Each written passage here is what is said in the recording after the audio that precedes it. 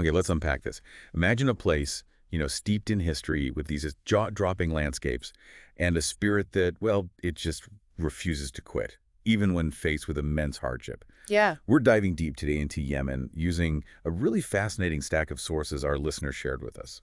It's a great chance, I think, to look beyond the headlines, and see a land with this extraordinary heritage. The material we have here, it really paints a picture of Yemen's deep past, its stunning geography, and all the cultural threads that kind of bind it together. Exactly. So our mission for this deep dive is really to extract the absolute most important insights from all this material. We want to understand what makes Yemen so unique, maybe see how its ancient roots inform the present, Hmm. and really grasp why its cultural legacy is just so incredibly vital, especially now. And right away, the sources hit you with this idea of Yemen as a profound land of contrasts. I mean, you've got incredibly rugged mountains right alongside surprisingly fertile valleys, Right. vast, intimidating deserts, and then this coastline that's been strategically positioned for, well, millennia of trade. And this isn't just random geography, is it? The sources make it clear this environment has fundamentally shaped, well, pretty much everything. The history, the culture, the very way people live and build. You see that blend of ancient and modern sort of everywhere you look in the material. Yeah, and what's fascinating here is how understanding this deep heritage isn't just, an academic exercise. The sources really underscore its crucial role in navigating the challenges Yemen faces today, Mm. and significantly in offering a foundation for hope for the future. So let's start our journey right where the sources do, really, way back in the ancient world. They describe Yemen as truly a cradle of civilization. Yeah, and something the sources really bring into focus is the Kingdom of Saba. It popped up around the first millennium BCE, Right. and its power wasn't just about location. It was built on controlling that ancient trade in really precious stuff like frankincense, myrrh, other spices. And you can't really mention Saba without the legendary Queen of Sheba, can you? The sources touch on that famous biblical account, her visit to King Solomon. Mm-hmm. And while there's some debate within the sources, was she a real historical queen or maybe more of a symbolic figure? Sure, yeah. Her enduring legacy in art and literature globally is just undeniable. Absolutely. But beyond the legends, the Sabaeans were like master engineers. The sources highlight projects like the Great Dam of Marib. Oh, And this wasn't just, a wall holding back water. It was this monumental system that managed massive seasonal floods across miles. wow. It transformed arid land into an agricultural heartland for centuries. I mean, the insight here is the level of social organization and hydroengineering knowledge they had way back then, first millennium BCE. Which brings us to the places mentioned in the sources where we can still kind of see remnants of this grandeur. Marib, Sure. right, the site of the Great Dam. It's described as a testament to Sabaean ambition. You see ruins of temples and palaces, like the Temple of Awam, offering these tangible clues into their religious beliefs, their daily life. And then there's Shibam. The sources paint such a vivid picture, calling it the Manhattan of the desert. Right.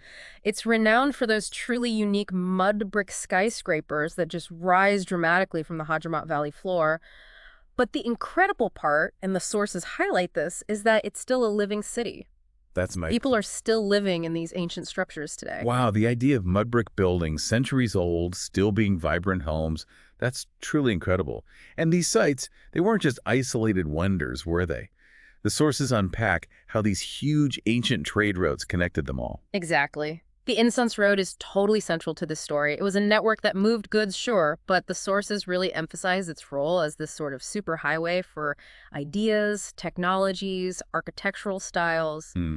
Even religions, Judaism, Christianity, and later Islam, they spread along these very paths. And Yemen wasn't just on the route. The sources explain Yemen's dominance. Yeah. Because they controlled the supply of that sought-after frankincense and myrrh. Right. Kingdoms like Saba could basically control production and distribution. Yeah. And that brought immense wealth and prosperity, which funded those incredible building projects we were just talking about. Yeah, that history of trade and adaptation definitely laid some deep foundations. Yeah. And you see that echoing through Yemeni architecture. Speaking of foundations, Yeah. let's dive deeper into that incredible architecture. The sources portray it not just as buildings, but as like a direct reflection of Yemen's history, its culture, and its brilliant adaptation to the environment over centuries. Shibam remains just a prime example. Those mud brick tower houses, some reaching 8 stories high, they weren't just for show, you know? No. The sources emphasize their functional design, these thick walls, relatively small windows positioned high up.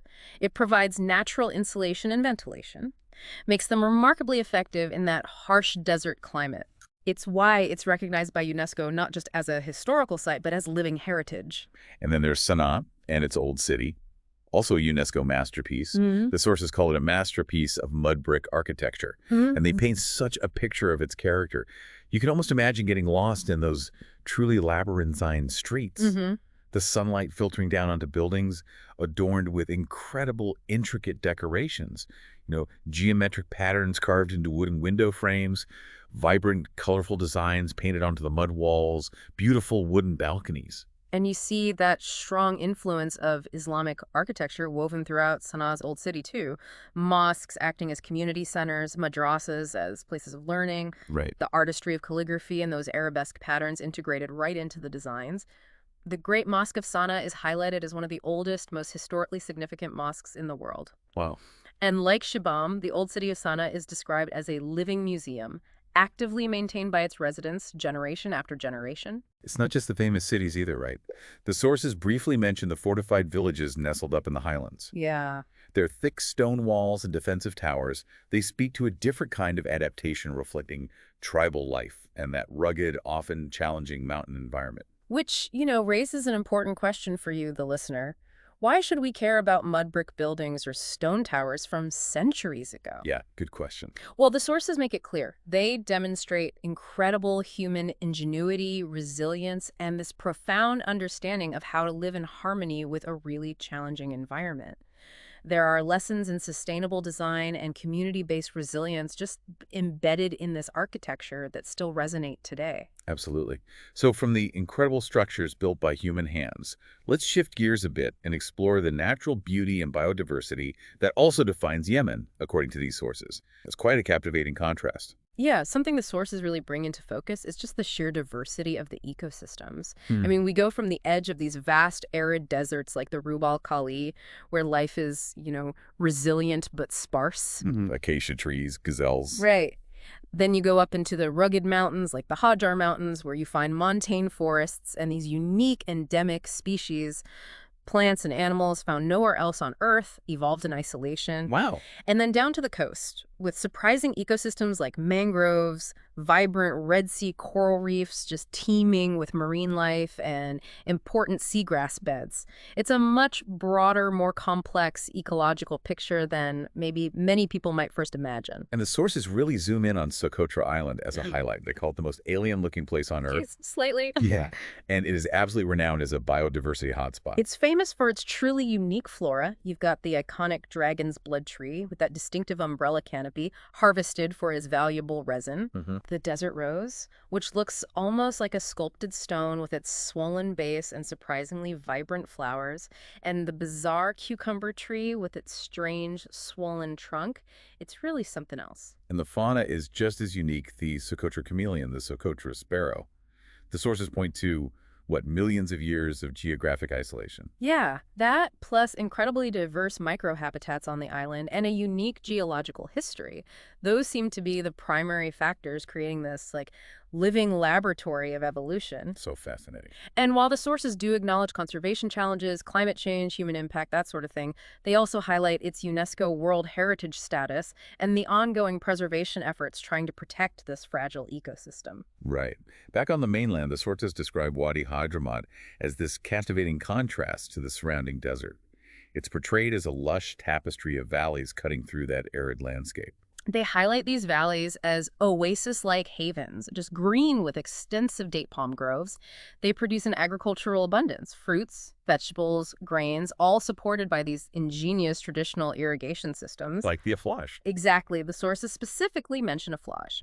These are underground channels, sometimes stretching for miles, designed to tap into groundwater and deliver it to fields while minimizing that precious water loss to evaporation in the dry climate. Ingenious. It's also notably where Shibam is located, which just shows how human ingenuity and natural resources intertwine there. Right, because these incredible landscapes and structures, They aren't empty stages, are they? They're filled with a vibrant, living culture. Absolutely. The sources explore this cultural fabric through things like music, dance, and poetry. Yemeni music is described as just rich with intricate melodies, complex rhythms, powerful vocals, Hmm. mentioning instruments like the oud, the quanun, the miwiz, tabla, daf. And there are strong regional variations evident in the styles, too. And dance is shown as playing this really vital role in social life, right? Central to weddings, festivals, community gatherings. Yeah. Styles like the lively bara, often performed with swords, apparently, or the more gentle shar are mentioned. It highlights how dance serves this deep social purpose for interaction and community building. And poetry holds this incredibly long and vital history. It draws on classical Arabic traditions, but also has this rich folk poetry reflecting everyday life.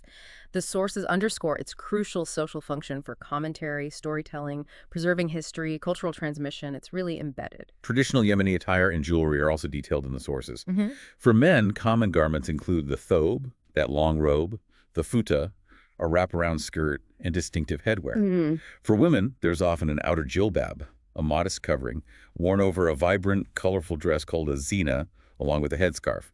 And the Yemeni jewelry is highlighted for its exquisite artistry, often uses silver, coral, turquoise, with designs varying significantly by region. It's definitely more than just adornment. The sources explain its cultural significance as, a marker of social status, a sign of identity, and a powerful form of artistic expression. And we absolutely have to talk about the food. Hmm. The sources call Yemeni cuisine a vibrant tapestry of flavors and traditions. They introduce key dishes like Oh, mandi, mandi, yeah. described as this regal dish of slow-cooked lamb or chicken, often prepared in a pit oven, served with fragrant rice infused with spices known for that smoky depth of flavor. And salta is highlighted as the national dish, this hearty, bubbling stew, usually containing fenugreek, often served in a hot stone pot, Hmm. with that unique, slightly bitter and savory green condiment called hulba, made from fenugreek paste. And fasa, another popular stew, often spicier, typically made with beans, meat, vegetables. Sounds delicious. Spices are clearly key, aren't they? Echoing that ancient trade legacy. And, of course, coffee. The sources emphasize Yemen's historical claim as the very birthplace of coffee cultivation, the origin of mocha coffee, named after the port. Right, mocha. They describe this deeply ingrained coffee culture and ceremonies involving the roasting and grinding of beans, brewing in a traditional jabana pot, and sharing coffee as this fundamental social occasion.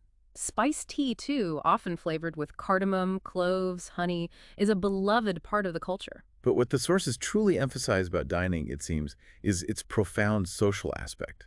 It's far more than just eating. Absolutely. Hospitality is like an absolute cornerstone of Yemeni culture. Guests are deeply honored. Sharing food from communal platters is common. Food acts as this vital social catalyst for everything from weddings and celebrations to breaking the fast during Ramadan iftar, and even during times of mourning. Right. Meal times are opportunities for meaningful conversation, storytelling, strengthening relationships, showing respect for elders. It's really central. The sources also delve into religious heritage and practices, and it's crucial here, as the sources do, to report impartially on the content. Yes, definitely. Islam clearly has a profound influence on daily life. The rhythm of the 5 daily prayers, the central role of mosques as community hubs, the observance of Ramadan, principles of modesty and dress. And this influence is deeply embedded in the architecture as well, from the grand mosques to the design of homes. Yeah, the sources mention important religious sites beyond just the Great Mosque of Sana'a, noting its historical and architectural significance. Others include Al-Mutar Mosque and mosques in Shibam, and the presence of Sufi shrines, too, reflecting different streams of practice within Islam. Importantly, the sources report on Yemen's historical religious diversity and the long history of coexistence among communities. They mention the presence of Judaism, Christianity, and the Baha'i faith existing alongside various branches of Islam, primarily Sunni Islam and Zaydi Shia Islam, which, as the sources point out, has its own distinct historical presence and theological traditions within Yemen. However, the sources also make it very clear that the contemporary conflict has, sadly, exacerbated sectarian tensions. This has led to persecution of minorities and the destruction or damage of religious That's sites. tragic. Yeah, and the sources underscore in the face of this the vital importance and, frankly, the ongoing need for tolerance and interfaith dialogue. Again, we're simply relaying the picture painted by the source material provided here. Understood. Let's connect this rich history and culture back to the present challenges and maybe the potential for the future, specifically through the lens of trade, which has been this constant thread, hasn't it? It really has. Yemen's strategic location and the legacy of the Incense Road continue to be relevant. The port of Aden is a key example the sources focus on. Right. Its significance dates way back to ancient times, through the Ottoman era. Then, the opening of the Suez Canal and later British rule transformed it into this major coaling station and a truly cosmopolitan international hub. The sources note its decline due to the shift to containerization and, tragically, the ongoing instability, but they also point to its potential for revival with modernizing infrastructure if things stabilize. Which brings us squarely to the contemporary challenges. The sources are incredibly clear and direct about the multitude of economic challenges, linking them explicitly to the ongoing conflict. Yes, they describe in detail the conflict-driven devastation, the widespread destruction of infrastructure, the crippling disruption of businesses and agriculture, and the resulting dire humanitarian crisis. Yeah. Characterized by widespread food insecurity, massive displacement of people, and a severe lack of basic services like healthcare and education. Other challenges mentioned include reliance on oil exports, currency depreciation, limited access to finance, and environmental degradation. And just to reiterate, we're reporting here solely on the effects and challenges as described in the provided sources, maintaining impartiality on the conflict itself. Absolutely. However, the sources also powerfully contrast these challenges with the remarkable resilience, highlighting the resilience and spirit of the Yemeni people in the face of just unimaginable hardship. What's fascinating here are the examples they provide. Things like their historical ability to navigate and live within a challenging landscape. I mean, think of those ancient irrigation systems enduring. Yeah, sludge. Exactly. Their resilience in surviving past conflicts throughout history and their current efforts to preserve cultural heritage despite the threats of destruction and displacement. They even point to resilience within the current conflict, stories of community support and solidarity, people maintaining cultural traditions like music, poetry, cuisine, even when displaced from their homes, hmm holding on to what the sources call deep-seated values of hope, dignity, and community, and crucially, a deep-seated hope for a better future. And this enduring spirit leads directly into the critical discussion of cultural preservation. The sources describe its significance as just profound, particularly in the context of conflict. Why is preserving this heritage so vital right now? The sources frame it as like a cornerstone of identity for the Yemeni people, a source of strength in adversity, a necessary foundation for rebuilding the future, Yeah. and a crucial means of maintaining community ties when everything else feels fractured.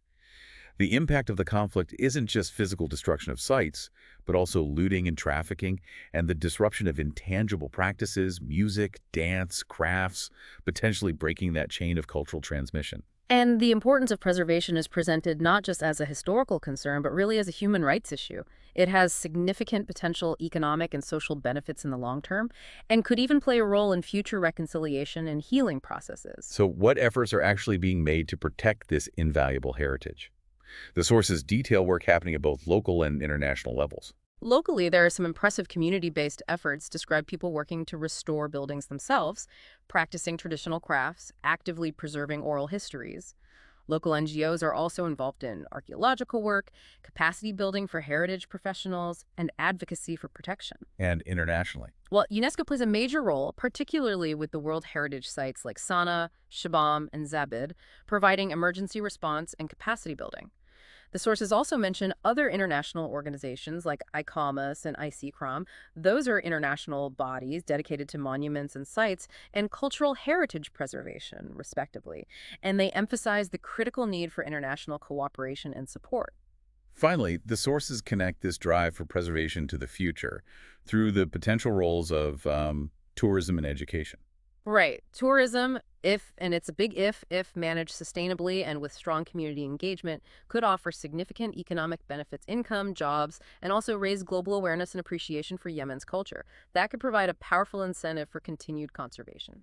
But they acknowledge the massive security challenges, obviously, and the absolute necessity of sustainability. Absolutely. And education is highlighted as crucial, especially for preserving that intangible heritage, keeping the music, dance, crafts, languages alive. It also builds cultural awareness within Yemen's own citizens and helps develop a skilled workforce needed for potential future economic revival, perhaps linked to heritage tourism down the line. It's about ensuring that this incredible inheritance of knowledge and practice endures and is passed on, isn't it? Exactly. That's the core of it. So we've taken quite a deep dive through the sources provided by our listener, exploring Yemen's extraordinary story from its ancient kingdoms, monumental architecture, diverse natural beauty, Hmm. to its vibrant cultural traditions, the complex and severe challenges it faces today, and the remarkable, truly enduring resilience of its people. And we've seen how these sources offer this concentrated way to gain knowledge, finding surprising facts and crucial insights about a place that is, let's face it, often misunderstood. It helps you avoid feeling overwhelmed by the complexity, hopefully. Yeah. Understanding this rich past and vibrant culture is clearly essential, not just for appreciating Yemen's present, but it really holds the key to its potential future, even amidst these immense difficulties. So maybe the thought to leave you with is this. Considering Yemen's long history of remarkable ingenuity and deep-seated resilience, vividly demonstrated in everything from its ancient engineering feats and adaptable architecture to the enduring spirit of its people preserving culture in the face of conflict. How might this profound well of historical and cultural strength serve as the most crucial resource for rebuilding and thriving in the years to come?